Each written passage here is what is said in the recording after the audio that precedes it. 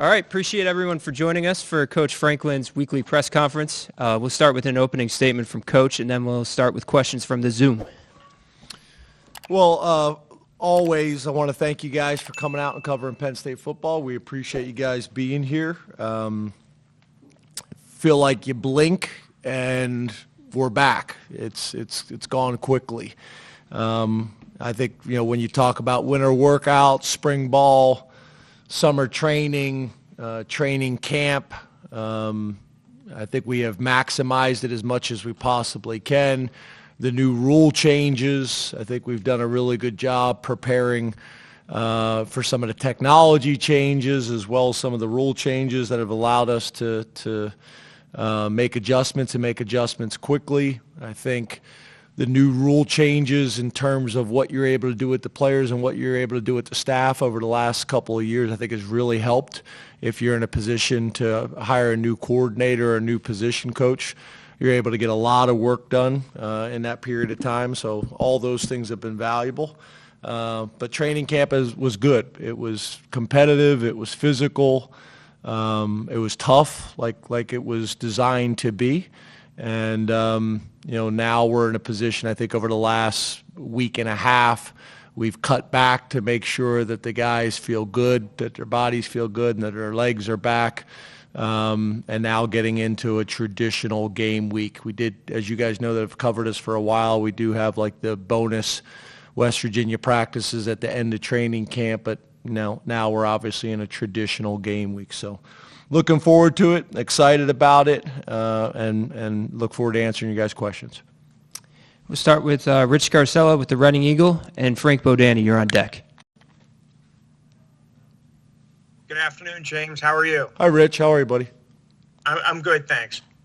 James, with the news this morning, I was wondering what your reaction was to Pat's contract extension, and what does his presence mean to you and the program going forward? Well, I think first of all, I think stability in college athletics and college football has a chance to be a differentiator like probably never before. I think it's always been a differentiator if you look at certain programs across the country, but now I think it's magnified even more with the amount of turnover that you see, so I think that's really important. He knows Penn State.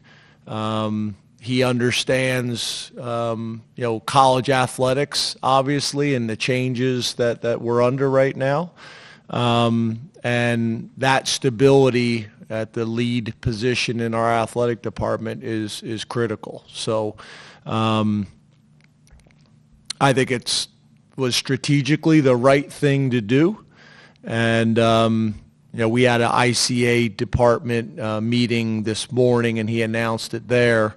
And I know a lot of coaches and people are very, very happy about it. I think the biggest thing is we got a man leading the department that is a competitor.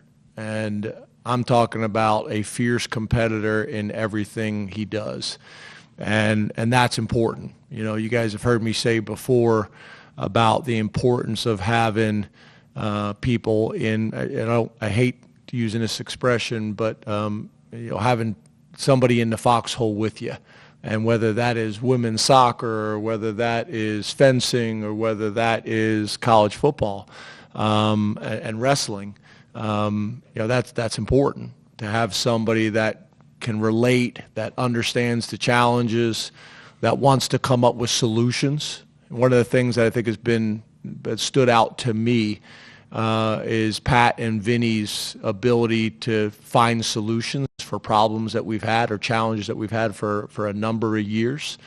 And then I think the other thing is even bringing some ideas to the coaches in the department without the coaches having to come up with those ideas. So I think it's really good for the university. I think it's really good for the athletic department. And I think it's the right thing to do strategically for Penn State moving forward. So I'm very, very happy about it. Frank Bodani, and then Mike Gross, you're on deck. Hey, good afternoon, James. How are you? Hey, Frank. I like the new names that we got going on up here. You didn't tell me about that, Greg and Chris. Very helpful. Very helpful. Well, I know who you are, Frank, obviously, but still nice to have it up there. Thank you. So looking at your offense from the end of spring to now, what position group do you think you've seen the most improvement, the most development? How does that look for you, especially going into your opener here? Yeah, I'd probably say wide receiver, and but I would also say there's a little bit at other positions that you could make the same argument. But I'd say wide receiver. I would say quarterback. I would say offensive line, specifically, obviously, with the offensive lineman that we lost to the NFL last year. I'd say those three positions. I think everybody had, pretty good idea who we were at tight end and who we were at running back. So I would say those three positions, and really the three positions we needed to, right? So there's been a lot of energy poured into those positions. A lot of strategy about how do we position those areas to be the most successful. And so far, I think what we've seen in training camp, not just for myself, but really coaches on both sides of the ball, we all feel that way. Let's go to Mike Gross and then Mark Wogan. Rich, you're on deck. Good afternoon, James. How are you? Hey, Mike. Good. How are you? Good, thanks. About the on the in-helmet communication thing, I've heard you talk about what you think of that rule change a couple times, but maybe I missed it. I have not heard you say a whole lot about how implementing it is going. What defensive player, for example, is going to have the helmet? What special teams player is going to have the helmet? How you're finding, are there problems with it? Do you feel like it's working well? Just run down how it's going. Yes, I think we're probably like most people. You're going to have the quarterback and the Mike linebacker, wearing those positions. I think that's how most NFL, teams are run. That's how I think most colleges are going to use it. We started early, which I think has been helpful. DV Sports been really good kind of working with us. We've had them at our last couple scrimmages actually running it for us. Very similar to how it will be on game day, so I think that's been valuable. Doing it with crowd noise has been valuable. Deciding how much are you going to continue to signal, because that's still an issue, right? Are you going to huddle on offense? If you're going to huddle, then the quarterback can communicate with everybody. If you're not going to huddle, how do you still get that communication between 53 yards, from one receiver to the other, essentially, and the same thing with the corner. So having a lot of conversations with NFL teams, some trial and error ourselves, incorporating noise, for our offense when we're on the road, and then our defense for when we're at home, all those things. But I think it's been good. I think it's one of these things, the more times we do it, the better we're at it. We've been doing it at practice, even without the DV Sport people here, and that's been good. It's not the same as, obviously, when DV Sport's here and they're cutting the mics off after, 15 seconds left on the clock, those types of things. So there's things that you got to get worked through. It's one-way communication, as you guys know. So sometimes you've made the call, and how does the Mike linebacker let the coach know that he's gotten the call? You think he's gotten the call, and he hasn't gotten the call. Those things, because as we all know, these things aren't going to go perfect. So then also, do you have backup plans in terms of signaling or in terms of wristband? All those types of things. Are you okay? Okay, yes. Since COVID, it kind of makes everybody uneasy. Yeah. So, Mike, does that answer your question? Awesome. Thank you. Let's go to Mark Wogan, Rich, and then Johnny McGonagal. You're on deck. At least it makes Hi, me James. uneasy. How you doing? Makes me uneasy. Does it make you guys uneasy? Yeah. Mark. How are you? Good, buddy. How are you? Besides uneasy. Good. Yeah, Thanks. we got somebody like coughing over and over and over in here. That brings up a funny story, Mark. I got a second. So me and Manny and Frank Leonard, I think you guys know, we went and visited the Patriots. And we were there for 2 days, and we're in meetings with their coaches watching film. and Frank Leonard got sick, and he is coughing and coughing and coughing and coughing. And their coaches are looking at him like, hey, buddy, you want to get out of here? And then I'm uncomfortable, and I'm trying to kind of make eye contact with Frank, like, get out of here. Like, I mean, this is Bill Belichick. I mean, the whole staff, right? And finally Frank's like, hey, if you guys don't mind, I'm gonna go back to the hotel. And everybody's like, do we mind? We want you to go back to the hotel. So you just reminded me of Frank Leonard and the Patriots story. Sorry, Mark, go ahead. Well, I hope they invite you back after that. Yeah, we've never got an invitation since.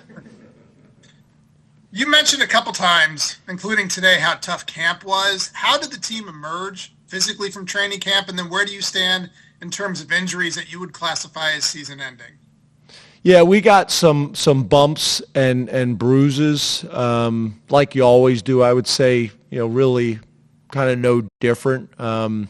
It's funny, you have the meeting every year with the leadership council, and they get to a point where they've had enough, and I think they forget we've had this meeting every year. They're like, Coach, I think we're at a point, and I'm like, yeah, we hear this every year. So it's good feedback to hear for myself and Chuck Losey and for Andrew Nelson as well as running our sports science department. That feedback's really important for me to hear from the players. But we're back in a good place like we have been. You're always going to have a few things that are lingering that we're still waiting to determine. But overall good. And then, when it comes to injuries, the guys that you guys have asked me specifically about that you haven't seen at practice, I'll answer those questions. But in terms of, big picture, I've told players and their parents, like always, I don't make announcements unless I'm asked a specific question, and then I talk to them and their families first to make sure that they're comfortable with it. But I don't think in 11 years I've just come out and made a blanket statement on who's out. And the other thing is, it's hard to say anybody has a season-ending injury. I usually term them as long-term, because even the guys that do have injuries that's going to keep them out for a while, we think a lot of those guys we should have back for the playoffs or late in the season too. Last question from Zoom is Johnny McGonagal, and then we'll go to Mark Brennan. James, how are you?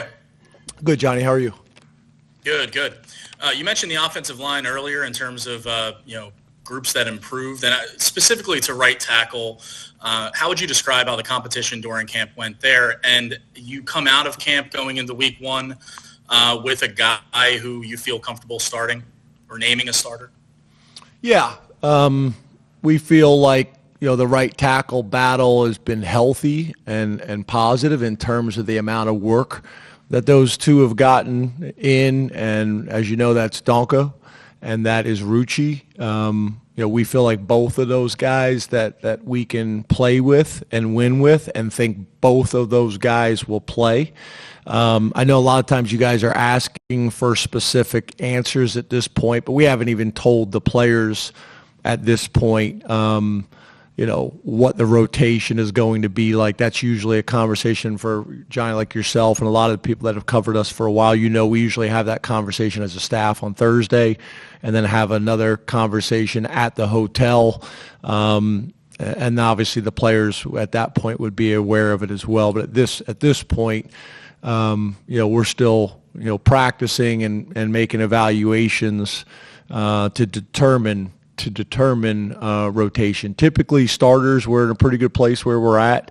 But in terms of the rotation of how much guys are going to play, that's really to be determined based on how they practice this week. But I would expect to see a lot of both Anthony and Rucci. Over on the right, Mark. How's it going, James? Good, Mark. How are you? I'm doing great. You talked about the importance of stability when discussing Pat. This is your 11th year. It's kind of the exception anymore for head coaches. Where do you think the program has made the most progress during your tenure?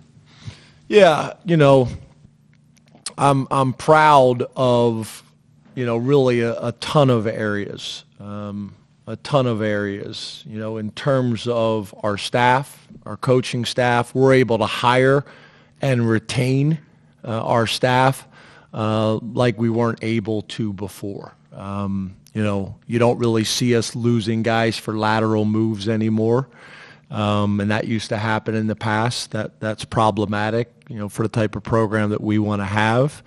As you guys know, this was stated early on, facility-wise. I didn't think, we were in a great place. There was some resistance to that early on, but we've been able to get all that done. And thank God, because if you didn't get it done before now, you're not going to do it moving forward.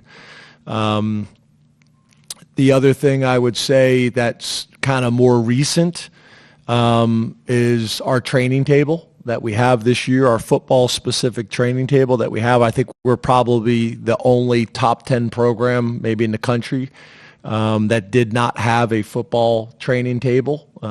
This is our first year for having it, one that's in the facility and part of the football building. I think that's been a huge win for us. So, there's a ton of areas, academically, athletically. I could go on and on. The list I think is significant. But as everybody knows, all that matters now at this point of the season and of the year is how we play. So our focus now is directly on West Virginia and making sure that we're in the best position to go win at a place that I got a ton of respect for. I think Neil Brown's done a great job. I think it's a very, very challenging place to play. I think, for opener, that's going to create some challenges and issues for us. And a team that I think is feeling really, really good about themselves and has a ton of confidence. They won 9 games. They really should have won 10 games. That Houston game was a very, very tough loss. In my mind, they played well enough to win 10 games. They end the season, I think, winning 5 out of their last 6 games, including the bowl game. So they got a lot of positive momentum. The quarterback played really well. So our focus is totally on that right now. But,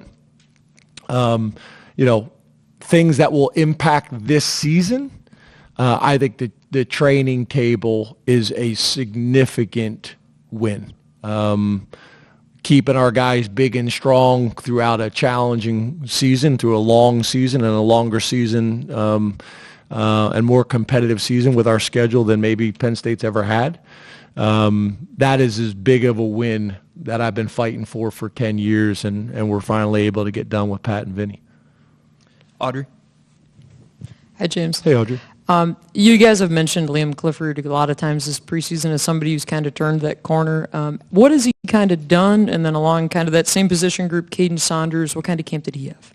Yeah, so Liam, and I know you guys hate when I answer things this way, but it's really not one specific area. It's just kind of overall. I think he's more confident. I think he's more comfortable. He's much more consistent, which is what it's all about for all these guys at this level. I look at his college career in a lot of ways like his high school career. He just kept getting better every single year and really had a dominant senior year, had a really good junior year. And I think his college career is going about the same way. He's faster than I think people give him credit for. He's got a big catch radius. And I think he's got a chance to be a playmaker for us this year. He's shown some flashes of that in the past.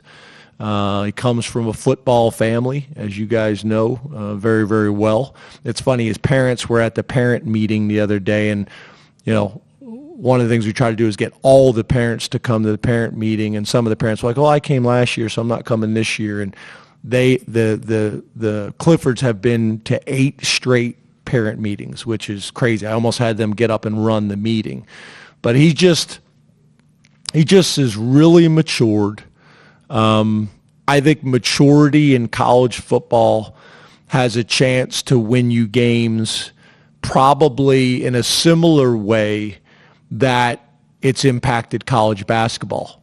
When you could have an older veteran team or an older veteran position. And I think a lot of those things, show up with Liam, but it would not surprise me at all.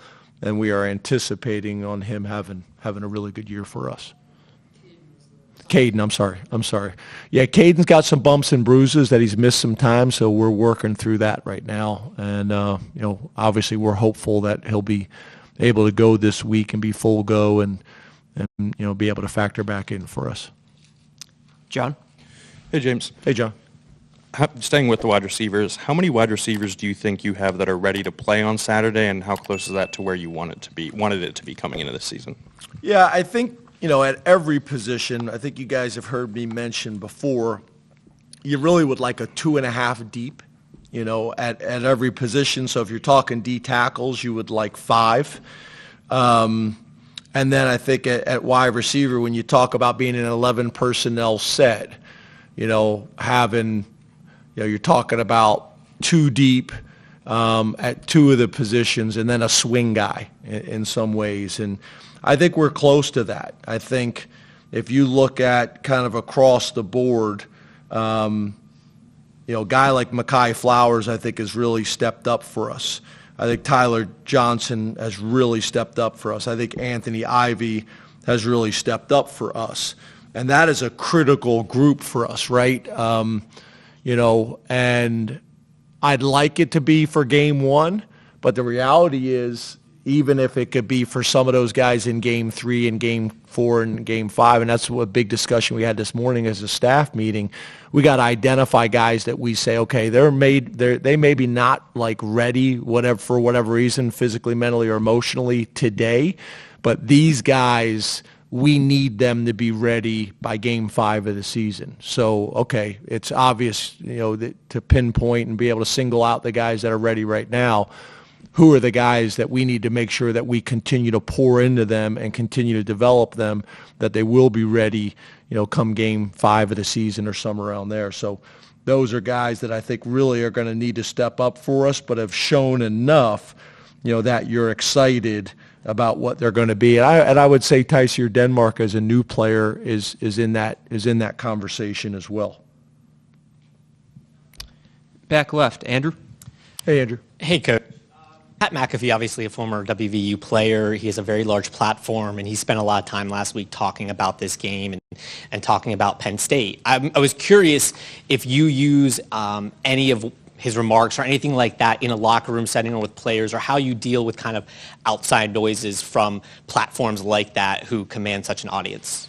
Well, first of all, I love Pat McAfee and his energy and enthusiasm for sports and specifically college football. I think he's been good for college athletics and sports in general. I think he's fun, right? I think his ability to speak freely is unique and fun in a lot of ways. For us, it's a fine line, right? I think it's very similar to the old billboard material. I want to make sure that our guys don't say anything and our staff doesn't say anything that creates billboard material, because for some people that motivates them, right? And I want to make sure that I'm not talking out of both sides of my mouth with our staff and our players, because I also strongly recommend our players getting off of social media, especially in season, which is easier said than done. It's amazing how many of them say it, oh, well, I'm good with it, and then a year later, like, yeah, I'm probably going to get off social media this year. I'd like for more of them to take the advice on the front end before it. No different than kind of me handing my phone over to Destiny, during the season, and let her manage those types of things. I think is the healthy way to go. But it's funny, KJ Winston came up to me yesterday at practice and said, Coach, you got a couple things up on the monitors. You're telling us to get off social media, but you got a couple things up on the monitors for us to see. And I said, but here's the difference. When you guys are on social media, you're reading whatever comes in. There's no filter. And what we can do is I can have Destiny or Greg Kincaid or Chris Peterson pull things out to show to me and strategically say we want to use these things. So there's a filter there. And when I said that to KJ, he goes, that makes sense. That makes sense. So we do a little bit of it, but not a lot of it. For those very reasons. I want to make sure that what we're saying is consistent, but I kind of look at it like old bulletin board material. Now we're a true bulletin board material team in terms of we like just cut out what's in the newspaper, where there's some staffs and coaches like get on their computer and create stories that never existed to try to motivate their team. We're not going to do that. There's enough out there that you can find it on your own. Neil. Thanks for the newspaper plug. That's cool. Yeah. Yes, sir. Just curious on when Julian committed, that created a stir, how he's done, what you expect, and have you picked a place kicker? Yeah, he's done from one extreme to the other, huh? He's done really well. And I think as much as anything, back to that veteran presence that I've talked about, he has brought that to our team. Is another veteran guy that knows college football, that knows our conference, and as you guys know, knows Penn State very well, and we know him very well. So I think that's been a real positive. I was telling him yesterday, I was walking across campus, and some woman came running up to me. She was checking her son into the dorm as a freshman, and she's best friends with Julian Fleming's mom, and came up. We had a nice conversation and took pictures. So it's really cool for him to be back home and playing for Penn State. I think that's a real positive for a lot of reasons. But I think you see the same thing in his play. He understands football. He's got a tremendous football IQ. He's a big, strong, physical, tough guy who we think is going to make the tough catches for us. Has been throughout his career a very physical blocker, also a very good special teams player. And I just think he's one of these guys, again, as a veteran, older player, he's very intentional about what he has to do to be successful and how he practices and how he approached his offseason on the jugs machine and all those things. So I think he's been really good for our receiver room. I think he's been really good for our team, and we're happy he's here. At place kicker, again, kind of very similar to my response about other positions. We got a pretty good idea. We think we got 3 guys that we can win with, but we have not made any announcements. And this week we'll factor into that. I don't want to say something to you guys that we haven't announced to the team or told the kickers yet. I will say this: all 3 of them come within 2 percentage points on kicks. I'm talking. I want to say it's like 85, 84, and 83% in practice in kicks. So it's not like it's a slam dunk, even my answer to you right now. So, we'll still evaluate that this week and then, make some decisions. Tyler. James. Hey, Tyler. You mentioned after practice last Tuesday. And I think we gave you guys a depth chart too, right? No. Oh. We'll take that one. So there's one coming. I know that you guys thought that was Really? funny. That was an honest response. I didn't know if we gave you something. Is there really one coming from you guys? Well, there'll be one coming on game day, right? Is that when we whenever we normally Right. do When it? you guys make yours on game day. Yeah. Yeah, whenever we normally do it. Okay. So I just was wondering, last Tuesday, I think you said it was a little early to talk about it with us. You had to have conversations. Sorry, I didn't mean to throw you guys that curveball. No, I honestly wasn't messing with you. But about green lights, now that you've maybe had those conversations, we're going to get a look at who's on the scout team tomorrow. Are you able to share some of those details with us? Yeah. So there's some. I guess what I would say is that's kind of like a moving target. So I'm going to give you the green lights that we have for today, but there's going to be guys after game 1 that become green lights based on how they play or based on some bumps and bruises or whatever it may be. We're going to try to manage it and be as strategic as long as we can so that we still have the flexibility as long as we can.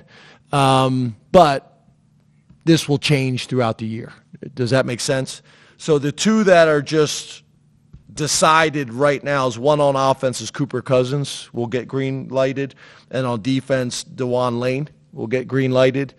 And some of that is the same thing I would tell the players. Some of that is based on how they have conducted themselves, that we feel like they're ready. And some of that also is the position. Like there's other guys that I think if we needed to, we could green light and go, but maybe there's more depth at their position. Or is another guy that, is in the position because there's less depth at their position. Proven depth is, I guess, what I'm saying. But right now, it's those two guys, and it could be more. Could be more. Yes, sir. Let's go to Shane in the back. Hey, Coach. Hey, Shane. We've talked about your players. We've talked about your coaching staff. Going into your 11th year at Penn State, how have you yourself prepared for this season, and what are some things that you do to get ready for seasons? Yeah, so for me, I'm a very curious person, just by nature. I think that's an important quality for a leader. Because I think curiosity leads to being a lifelong learner and realizing you don't have all the answers and you're constantly trying to grow and get better, whether that is reading leadership books, whether that is going to leadership. Me and Pat, typically, there's been some other people that have gone with us every year. We go to a leadership summit that we go to every single year with, I've been going, I think, for 9 years. Pat's gone now, I think, for 2 or 3 years. I think I've talked to you guys about it before with the special forces, leadership from all over the world, really. That's been, I think, profound for us. I would say, going and visiting different coaching staffs, like the conversation about going and visiting the New England Patriots, that's valuable. Having conversations with people from a competitive standpoint that you can talk to. Jared Parker is someone, that, I know very well, coached, for us here at Penn State, and now is the head coach of Troy. We visited this summer and visited this past week. Having Ricky Ronnie, someone that you can talk to. It used to be Brent Pry. There's less of that right now because he's at Virginia Tech, and in some ways we're competing against each other. Manny Diaz, having someone like that to talk to. But obviously, again, we're competing with one another, so there's a little bit less of that. And then there's coaches that we've had on the staff that have left that I still talk to. Ken Wisenhunt, people that have been around us. I always try to take this time of year, and I think gratitude is a really important quality. So I try to reach out, whether it's Debbie Yao, or whether it is, Ralph Regan, coaches that I've worked for and show gratitude. I have not done it yet this year. I do it every year. But I think that's important as well, is to show gratitude. And then we've brought some phenomenal speakers into the building to present to our team. The athletic department just had a phenomenal speaker this morning. So I guess what I would say is, asking questions, learning from Tom Allen, learning from Andy Kotelnicki, learning from Justin Lustig, learning from the people in the building, learning from Pat, learning from Neely, learning from Matt Schuyler. I try to be a sponge as much as I possibly can, and that is specific to football, but that is also, leadership. So I hope that answered your question. But just being curious and wanting to grow and wanting to get better and having people that you can talk to both inside the program and outside the program, I think is valuable. We got time for 2 more. In the back, T. Frank. Hey, James. T. Frank. All the way in the back. What's up, buddy? I'm curious about week 1. It always brings curveballs because it's the first time you're seeing the new iteration of your opponent on film. But West Virginia brings back, especially on offense, a lot of returning faces, either starters or guys that played significant time last year.